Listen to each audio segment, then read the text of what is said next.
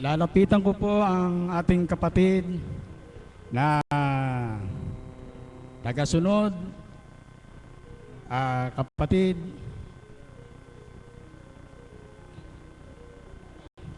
pwede po bang magbahagi? Salamat po.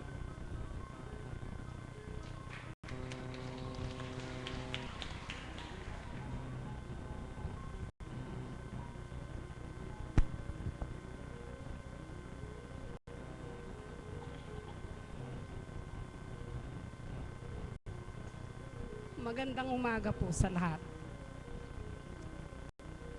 Ang aking pong isasalaysay sa oras na ito, nakapatungkol po ito dun sa aking anak na nagkaroon ng lupus. 1 year po ang aking anak, hindi po makalakad dahil sa kanyang karamdaman na lupus. Tinala ka po rito sa Dambana at nagtagal po kami rito para ipagamot kay Apo. Dumating po yung oras na siya ay mapapasok na sa eskwelahan dahil nagtuturo po siya.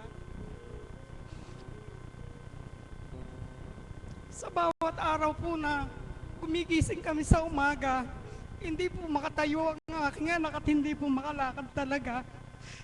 Sinasakay lamang po namin sa tricycle upang makarating sa eskwelahan. Sa patuloy kong pananampalataya sa Panginoon Diyos, sa paghingi ko sa Kanya ng awa para sa aking anak, ito po'y muling nakalakad pagkaraan po ng 1 taon.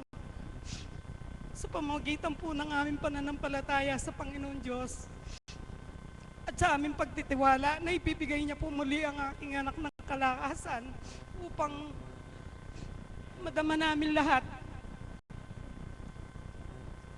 ang presensya ng Panginoon Diyos.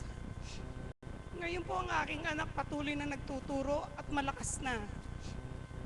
At siguro po, meron pong ipinagkaloob na misyon ng ang Panginoon Diyos sa aking anak. Ito po ay may 24 na taon na siyang nag-asawa na hindi siya nagkaroon ng supling. At nito pong nakaraang taon na buwan ng Oktubre, nagkaroon po ng pagkakataon na mayroong isang babaeng nanganak at sinagbi po ito sa aking anak at ito'y kinuha. Sa ngayon po, 8 buwan na itong bata na ito na siguro ito po ang misyon na ibinigay ng Panginoon Diyos sa aking anak kaya binigyan ng kalakasan para dito sa batang ito na mayroon siyang kikilalanin na isang magulang. Ngayon po, Ama, sa mga sandaling ito, ala po akong ihilingin sa inyo, kundi kami pong mag-anak, kami linisin ninyo sa aming mga nagawang kasalanan.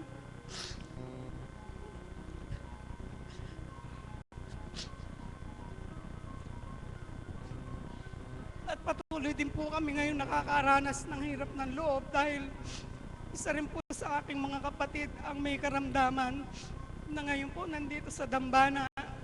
Si kapatid na Grace po, umaasa po ako at alam ko, isang araw makikita rin namin muli ng isang kapatid ko na nagkasakit, muling makalakad uli, tulad ng aking anak.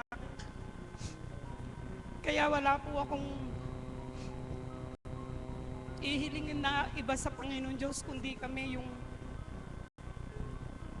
lahat na magkakapatid, patuloy na sumamba sa Panginoon Diyos. Patuloy na humingi ng tawad sa lahat ng mga aming nagawa.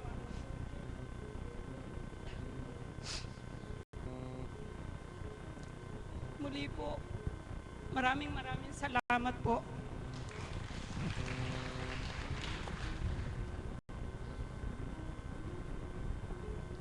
Maraming salamat, kapatid. Tunay nga pong napakaiwaga ng Panginoon. Basta tayo umasa, nanalig, at tunay na nananampalataya sa Kanya, ay ipagkakaloob niya ang ating kahilingan. Ang susunod ko pong tatawagin ay ang ating kapatid na alagad, kapatid na Mirna Andrada. Palakpakan po natin ang buhay ng Diyos.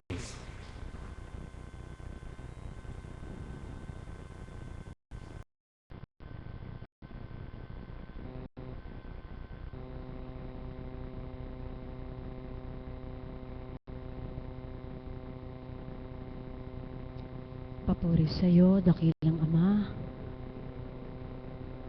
Maraming salamat po sa iyo. Muli sa pagkakataong ito, niloob mong ako'y tumindig sa harapan. Walang hanggang pasasalamat po sa iyo, Ama. At nawa po ang aking ibabahagi sa aking mga kapatid ay magsilbing inspirasyon at magdulot sa kanila ng higit na igting ng pagkilala sa iyo. Pangunahan mo po ako't pagharian, Ama. Amen. Isang mapagpalang umaga po sa ating lahat. Kumusta po kayo, mga minamahal ko mga kapatid?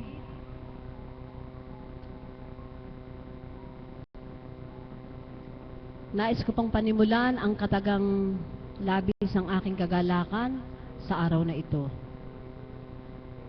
Sa hiwagang ipinagaloob ng Panginoon sa aming buhay. Kanina pong umaga, habang nagdudumali po akong gumanap sa mga gampanin bilang tao, bilang anak ng Diyos, nag-uumapura po, nagdudumali upang makatungo sa dambana. Pagbangon ko po, parang narinig ko po may nag-uusap. Narinig ko po, ang pinag-uusapan ay ang aking kapatid na alagad. Yung si kapatid na JR po, kung nakikilala po ninyo yung minsan po'y tumitindig sa harapan, nagiging facilitator pag kuminsan ay nagbabahagi. Siya po kasi, kaya hindi siya madalas makatungo dito. Ang hanap buhay pong pinagkaloob ng Panginoon bilang may pamilya, isang mag-iitik. At papuri po sa Ama, sa kanyang 300 itik na inaalagaan, ay niloloob naman po ng Ama na maging pantawid buhay nila.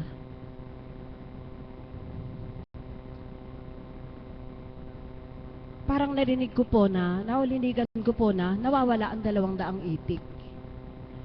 Para pong, yung pong pinagkakatiwala ang magbantay kapag siya po'y umuwi dito at may gampanin siya, nagiging, minsan dumudulog, nagsishare at kung ano-ano pa pong pag-aatas ng Ama.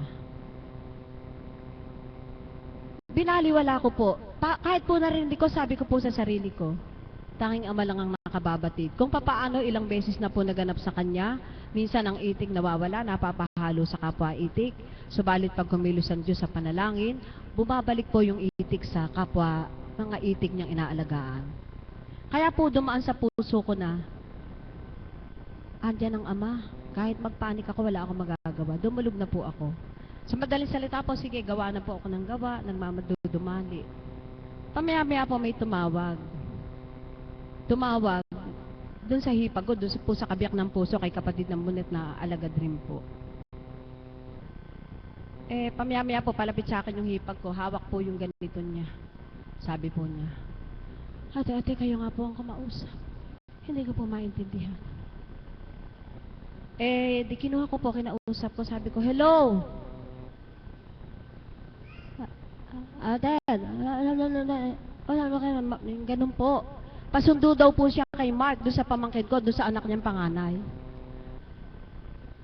Parang utal na utal po yung boses ng kapatid ko.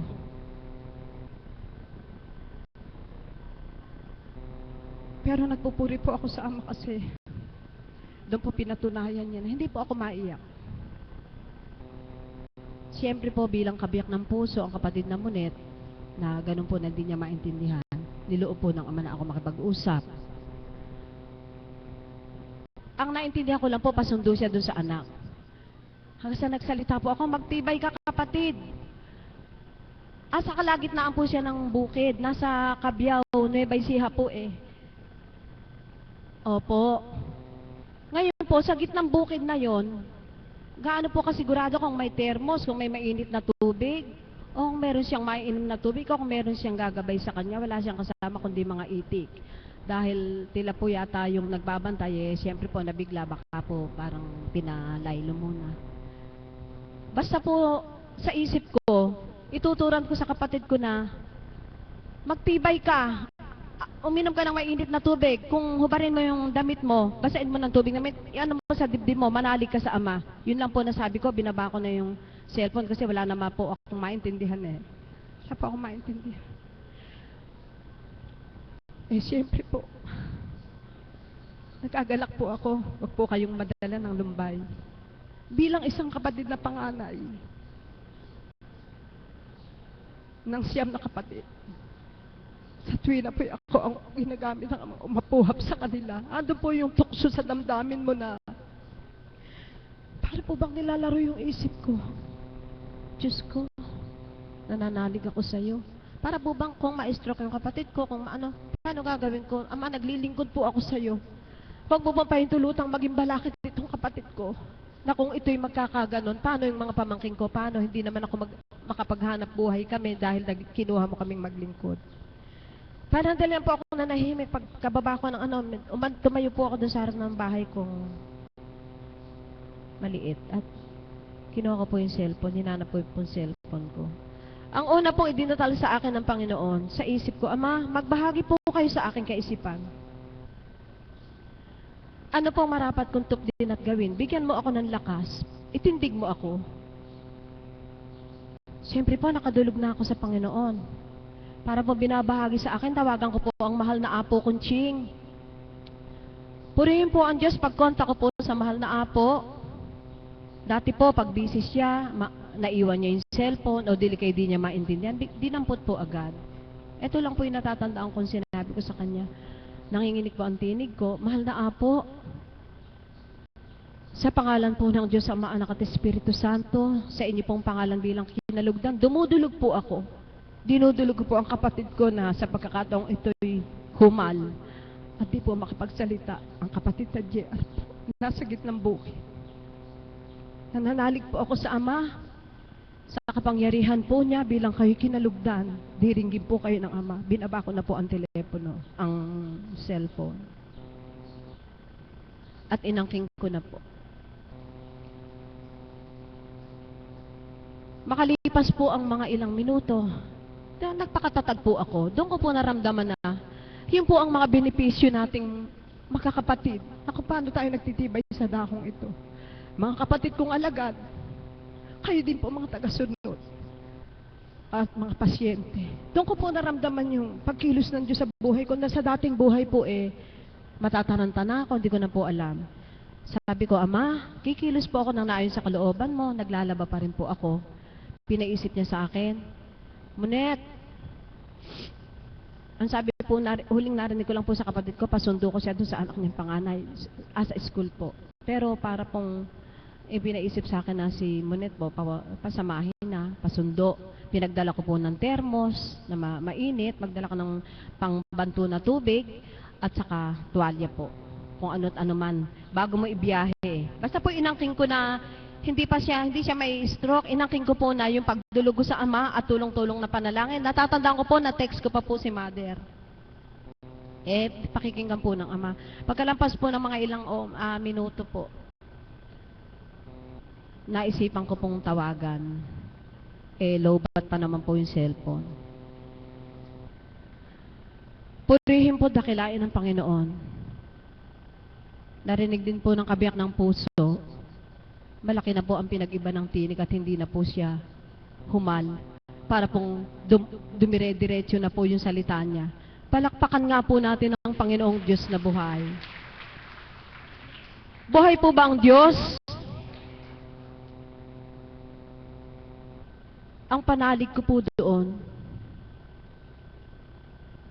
narinig ng Ama ang pagdulog. At nung pong mga oras na yun, na bago po maganap yun, nagte-text po ako sa kabila ng kabisihan ko. Inaapuha po ng puso ko. Siyempre po, hihingi ka muna ng kapatawaran sa Ama para marinig niya yung dalangin mo. Amen po ba? Yun po ang habilis sa atin ng Banal na Espiritu. Inaapuhap ko po ang isang anak na nagkaroon po ng karamdaman, mga 3 araw na po ang lumipas. Na binahagi po sa isip ko na i-text siya, na tinuturan po sa kanya, inuutos po sa isip ko na, anak, dito gagaling yung karamdaman mo, baka naman pwede ka nang pumasok ngayon. Tumugon po siya, opo nanay, papasok na nga po ako ngayon. Kaya po dun sa mga ipinupunlaan nyo na yun, natin na yun na, yung magagandang damdamin sa puso, narinig po ng Ama pala yun. Pag po pala meron tayong magandang layunin, maglinis muna po tayo. Kasi sabay po sabay. Habang inaapuhap ko ang isang kapatid, bilang anak, na may manaka-naka po akong natatandaan kung paano ang ama ipinananabikan ang kanyang mga anak. Gayon din naman ang isang inang katulad ko, nananabig sa anak. Pumasok ka na, para pong ganon.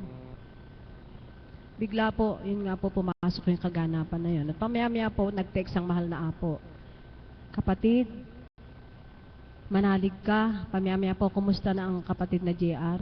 Ang naisagot ko lang po sa cellphone, mahal na apo, purihin po ang Ama sa katauhan nyo. Purihin po dakilain ang banal na espiritu na saan man dako ang isang nilalang na may karamdaman. Wala po tayong magagawa. Kung magpapanik po ako, iiwanan ko yung aking inang mahina din ng kalooban.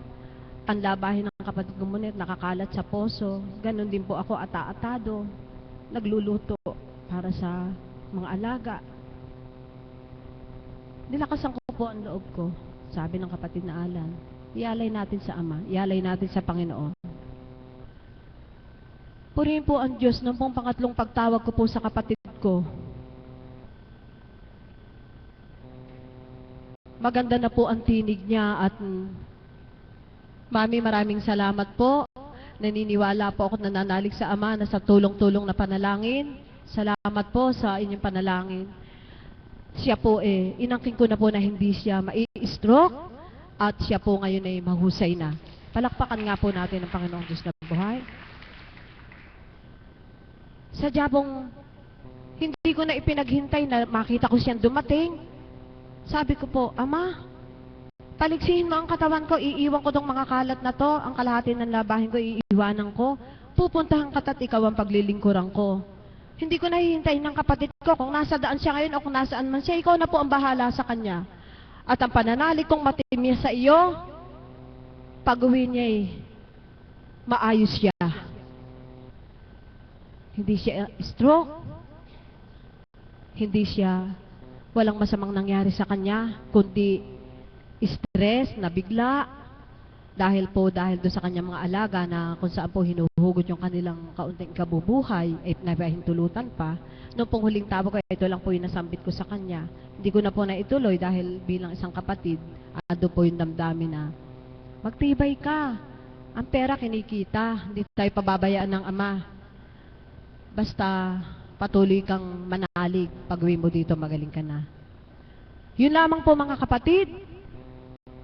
Nawa po yung konti kong binahagi sa inyo na hindi ko na pinaghintay na siya dumating para makita kung siya tuwirang magaling na, kundi yung pong pananalig ko sa Panginoon, yung pong matapat kong pananalig sa Kanya, siya po'y maayos na. At nais ko po muling pasalamatan kayong lahat sa tulong-tulong nating pananalangin. Lalo't higit, ang mahal na Apo, maraming salamat po sa katapatan po ng inyong paglilingkod sa Panginoon Diyos, kaming magkakapatid na alagad. Sa tuwing na ikaw po, kayo po ang unang ipinaisip sa amin ng Ama na dulugan. Katotohanan po. Naroon po ang pagtitiwala ko, subalit may udyok pa rin po sa puso kong i-text si Mami.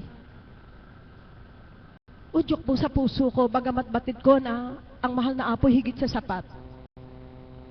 Kalugod-lugod po sa Ama ang magtulong-tulong sa panalangin. Napakalakas po, kaya muli po Ama, pinupuri kita at pinasasalamatan sa iyong kadakilaan. Walang hanggan sa gabay mo't patnubay. Patuloy mo pong ipadama sa amin ang pag-ibig sa bawat isa. Patuloy mo pong ipadama sa amin na sa tuwina ang banal mong Espiritong maghari upang maging matatag kami at sa mga pagkakataon ng pagdalisay at pagsubok ay hindi po kami mataranta, kundi bagkus ay buong katapatan namin ipagkatiwala sa iyo na ikaw ay may magagawa. Amen.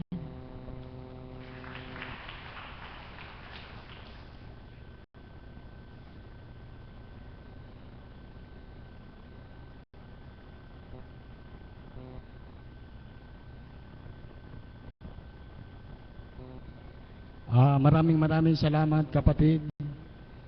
Tunay nga pong napakadakila ng Panginoon sapagkat sa matibay na pananalig at pananampalataya ay pagkakaloob ng dakilang Ama ang ating kahilingan.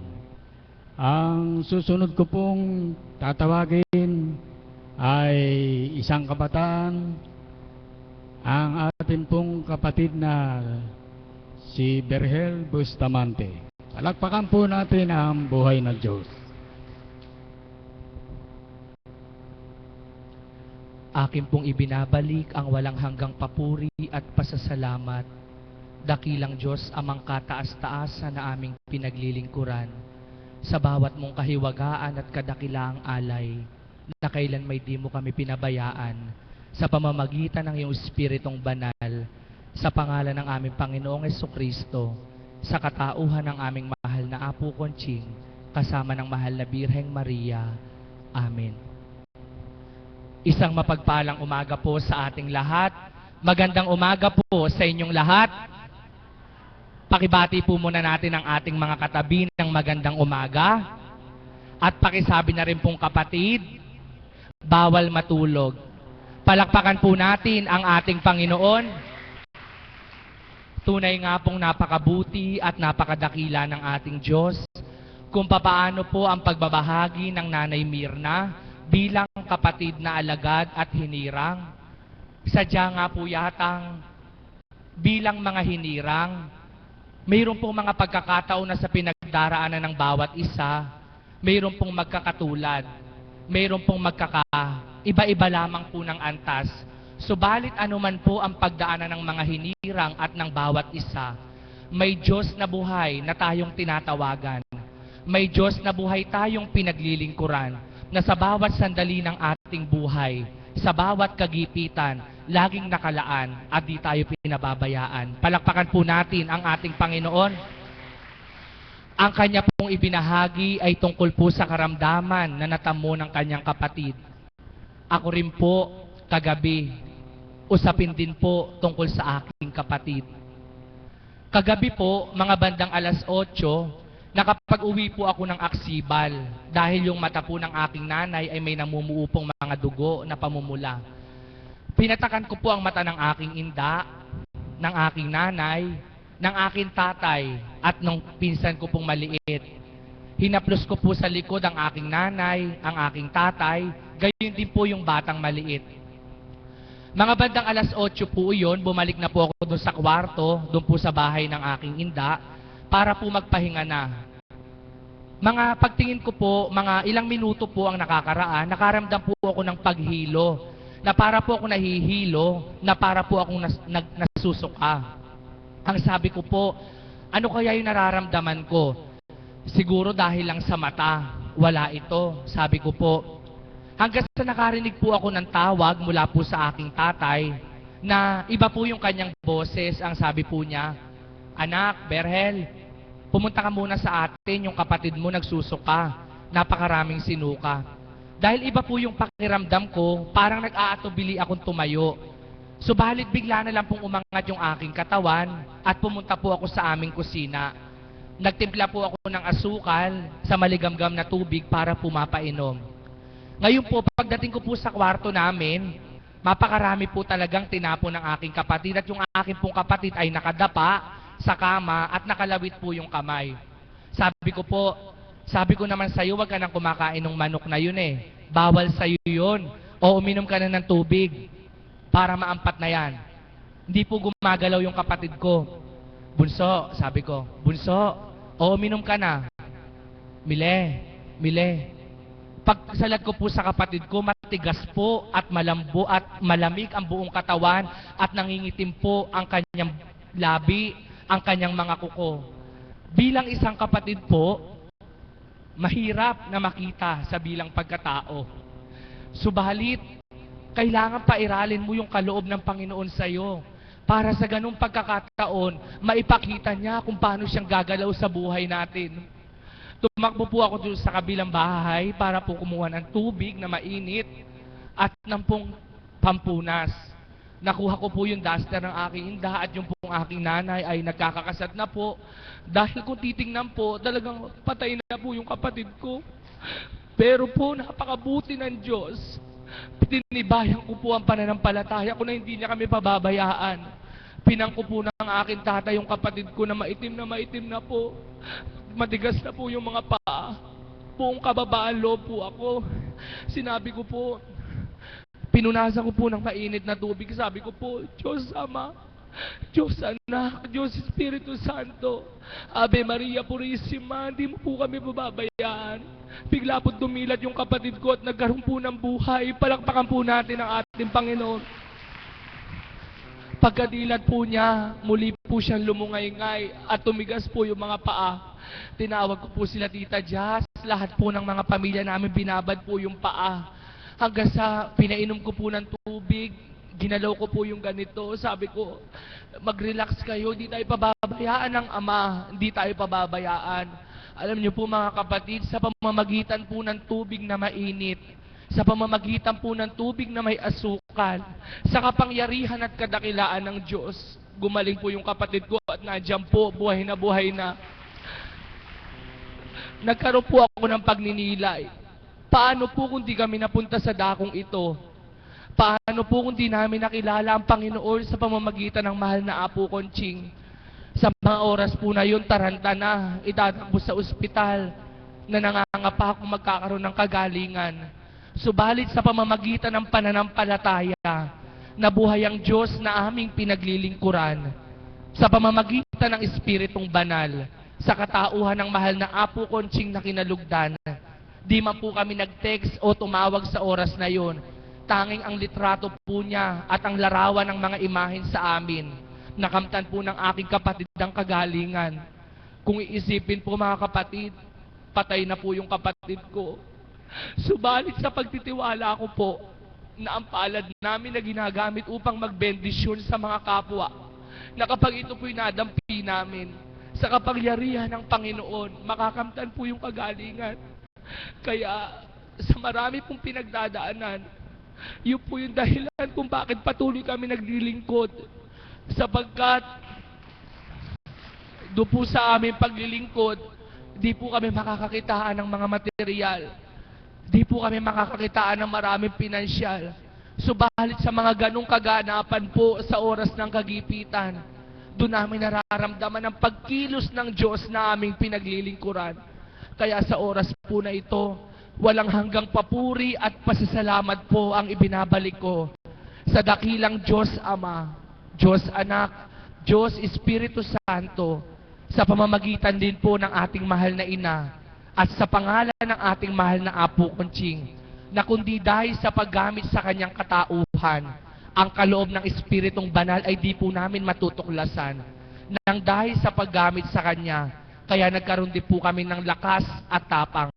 Kaya sa inyo pong lahat, mga minamahal na kapatid, kayo pong may mga karamdaman ay huwag matakot. Yung pong kapatid ko walang karamdaman, subalit sa oras na yun may pinahintulutan. Sa bingit ng kamatayan, tanging siya ang tinawagan, ipinakita niya ang kanyang kapangyarihan. Kaya sa atin po lahat, mga minamahal na kapatid, napakapalad po natin na may isang tao, ang ating minamahal na Apo Conching, na sa pamamagitan ng dakong ito, tayo po'y may natamo, tayo'y may natanggap na totoo, na di kayang bilin at halagahan ng tao. Yaon na yung pananampalataya at pagkilala natin sa Ama. Ang sabi nga po ng pasubali sa aking kaisipan, anak, sa apat na sulok ng sandaigdigan, laganap ang mga gintong nakabaon sa kalupaan. Bungkalin mo at bumubungkalang tao, naghahanap ng ginto sa iba't ibang panig ng mundo. Subalit tuwiran kong ituturan, anak, ang pinakadalisay na ginto ay nasa dakong paligi sa Candaba, Pampanga. Ginto na hindi mananakaw. Ginto na hindi makikita ninuman, subalit mararamdaman. Yaw ng gintong aral sa pamamagitan ng Espiritong Banal sa katauhan ng ating mahal na Apo Conching na kinalugdan. Kaya sa atin pong lahat, huwag po kayong mawala ng pag-asa. Sa oras ng kagipitan, may Diyos na buhay tayong kaagapay. Sa oras ng pangangailangan, Ama ay tawagan, Apo Conching ay dulugan, kahiling ay makakamtan, kahiwaga ay masisilayan. Kaya sa atin pong lahat, patuloy ko pong pinapupurihan at pinasasalamatan ng Diyos sa pinagdaanan ko, sa pinagdaanan ng kapatid na Mirna ko, at sa pinagdaraanan ng bawat isa sa atin. Katulad din po namin, makakamtan nyo ang kahiwagaan. Kaya sa inyo po lahat, kung papaano po ang naganap sa akin, kung papaano po ang nagaganap sa bawat isa, maaari din po maganap sa inyo. Magtiwala lamang kayo, buhay ang Diyos at di magpapabaya sa bawat tao. Maganda umaga po at maraming salamat.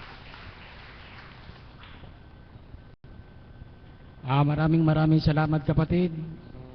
Tunay nga pong walang kasindakila ang ating Panginoon sa matibay at pananampalataya natin sa Kanya. Wala siyang hindi ibibigay. Ang susunod ko pong tatawagin ay isang alagad, ang ating pong kapatid na Beng. Palakpakan po natin ang buhay ng Diyos.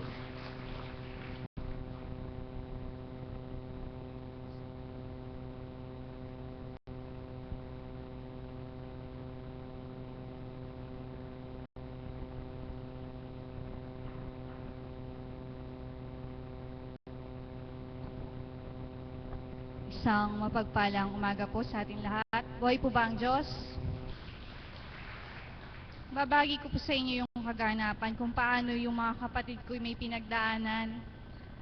Ganun din po. Noong Sabado po, kasama ko dito yung anak ko. Ang sabi niya, Mami, kasi po noong Friday yon umuwi sa bahay. Sabi niya, Mami, mayroong parang humangin, tapos parang may kumagat dito po sa hita niya. Ako naman po, hindi ko pinansin, lagyan lang namin ng ointment. Tapos po, nung Sabado, sabi niya, Mami, tara na, gaya ka na. Sabi po niya gano'n. Sabi ko, alis tayo, punta tayo sa Divine. Sabi ko, nandun kasi kako si Tita Maris mo. Gayak po kami. Pumasok po siya dun sa adoration kay Apo. Pinakita po niya. Ang ipinatapal po sa kanya yung dahon po ng atsuete. Pagdating po namin sa bahay, ginawa po namin kung ano po yung tinura ng banal na espiritu dun sa anak ko. Alam niyo po, yung atsuete na yun, itinapal po niyang ganyan. May kasama po yun na Divine Mercy na maliit. Pinababayaan ko lang po siya lang mag-isa yung gumagawa. Nagtapal siya, nagtali siya. Nung gabi na natutulog, para po ba akong nahabag dahil yung pagkakatali niya natanggal na po. Inayos ko po habang natutulog siya. Noong linggo na po, ihika-hika po siya. Ang kuya niya, hindi naman po alintana, akala nagbibiro lang yung kapatid. Pinisil pa po yung hita. Ito naman pong anak ko isa, yung bunso. Sabi niya, masakit na nga, sabi niya ganyan. Pinagsabihan ko po yung panganay ko na huwag nang pisilin. Sabi ko, hindi ka ba naawa? Hirap na yung kapatid mo. Sabi ko, hindi yan nagbibiro, totoo yung talagang masakit niya. Sabi kong ganyan. Kasi po, ganyan ang lakad, ayan, pag ganyan po. Nung kahapon po, nung pumasok, sabi ko, kaya mo bang pumasok? Sabi niya, opo, Mami. Sabi niya, ganyan, papasok ako. Basta bago daw siya pumasok, tapalan uli namin ng atsuete, tsaka yun si Divine, magkasama pong ganyan dito. Nung matapos po ang gawain, dumulog po ako sa mahal na Apo na pagpapatuloy yung atsuete. Kasi nga po, nararamdaman, nakikita ko na nahirap na siya talagang kumilos. Pero hindi po siya dumadaing sa akin na talagang masakit na masakit. Ang tinuran po sa akin ng mahal na Apo kahapon ay, dalhin mo nang makita ko. Ako po, na bilang ina, kasi nga po nag-aaral, ang plano ko po is Thursday ko padalhin yung bata. Kasi po wala silang pasok ng Thursday, Friday.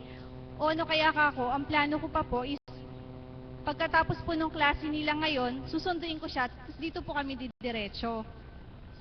Pero po pala, talagang ang plano ng tao ay hindi plano ng Diyos. Alam niyo po kahapon yung pagdating po namin sa bahay, nasa kusina po ako, humiyaw po. Tinanggal niya yung bandage.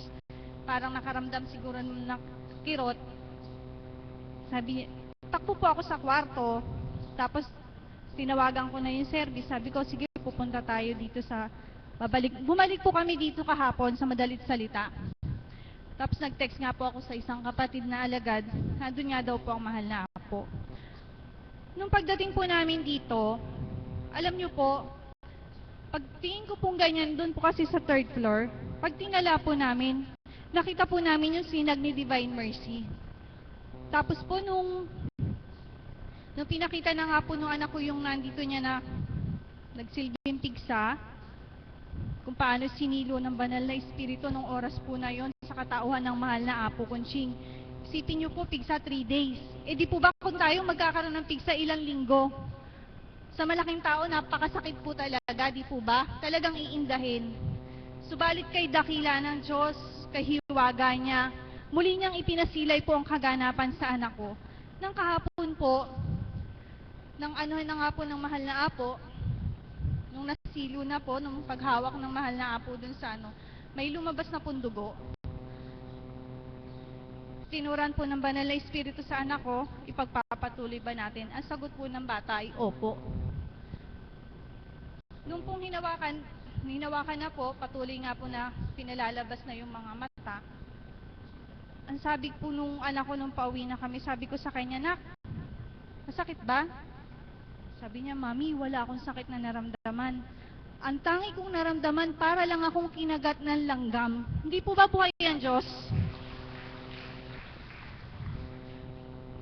Tapos po, eto na, tumatawag na po yung nanay ko dahil nag-aalala na nga po dun sa anak ko. Nininervyos na po siya. Sabi ko, para hindi ka manervyos nung pauwi na po kami, eto, kausapin mo. Naoperahan na ni Divine. Naoperahan na si JM. Sabi kong ganyan. Tapos nung kinausap nga po nung mother ko yung anak ko, "Lola, huwag ka nang mag-alala, okay na ako. Pag uwi ko, makikita mo, tumatakbo na ako." Purihin ng Diyos, alam niyo po, nang bumaba kami ng tricycle, nung pagdating po namin sa aming tahanan, bumaba po yung anak ko na diretso ang lakad. Sabi niya, "Lolo, magaling na ako." Nagsabi po siya sa lolo niya, dahil inaantay nga po kami. "Magaling na ako, Lo." Sabi niya ganyan. "Magaling yung doktor ko." Sabi niya, "Inoperahan po ako." Sabi niya, "Nakaya mo ba yun?" Sabi pong gano'n. Basta pag sa parang bata, inaano po nila yung anak ko, "Nakaya mo yun?"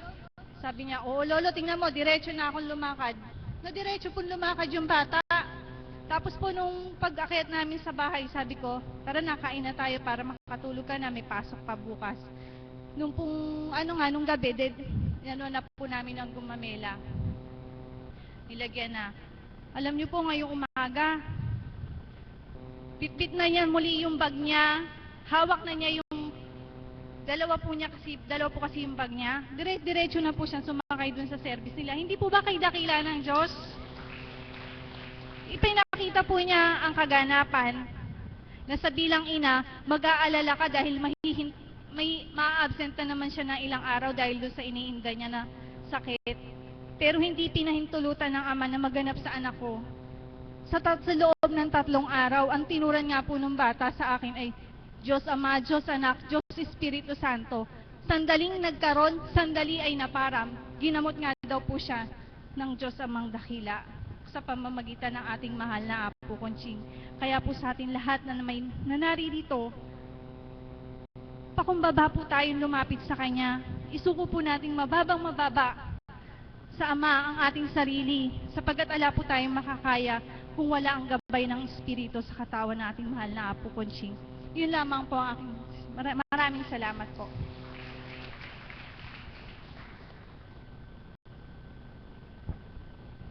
Maraming salamat, kapatid.